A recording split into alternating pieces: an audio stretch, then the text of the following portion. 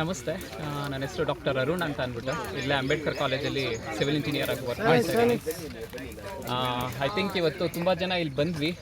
ಕೆಲವರಿಗೆ ಇದು early morning walk ಅನಿಸಿರ್ಬೋದು, ಅಥವಾ ಕೆಲವರಿಗೆ ಜಾಲಿ ವಾಕ್ ಅಂತ ಅನಿಸಿರ್ಬೋದು. ನನಗೇನು ಅನ್ನಿಸ್ತಪ್ಪ ಅಂದರೆ, ಇಷ್ಟು ಒಳಗಡೆ ಕಾಡೊಳಗಡೆ ಬಂದಾಗ ನನಗಿದೊಂದು ಜ್ಞಾನ ದೇಗುಲ ಅನ್ನೋ ಥರ ಫೀಲ್ ಆಯಿತು ನನಗೆ.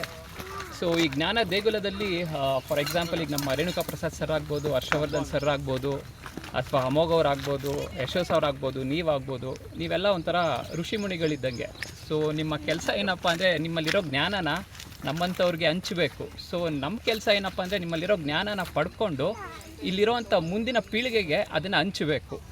ಸೊ ಇಲ್ಲಿ ಕೆಲವರು ಆಗಲೇ ಹೇಳ್ತಿದ್ರು, ಇದನ್ನು ನಾವು ಉಳಿಸ್ಬೇಕು ಅಂತ. ಸೊ ನಮ್ಮ ಕೆಲಸ ಏನಾಗುತ್ತೆ, ಇದನ್ನು ಉಳಿಸ್ಬೇಕು, ನಮ್ಮ ಮಕ್ಕಳಿಗೆ ಇದನ್ನು ಬೆಳೆಸೋವಂಥ ಕೆಲಸನೂ ಕೂಡ ನಾವು ಅವ್ರಿಗೆ ಹೇಳ್ಕೊಡ್ಬೇಕು. ಆ್ಯಂಡ್ ಮುಂದಿನ ಪೀಳಿಗೆಗೆ ಇದು ವರದಾನವಾಗಬೇಕು.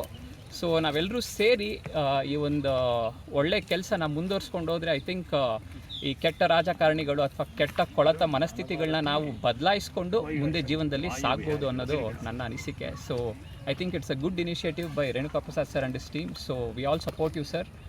So keep doing the good work. We are with you in all the frames.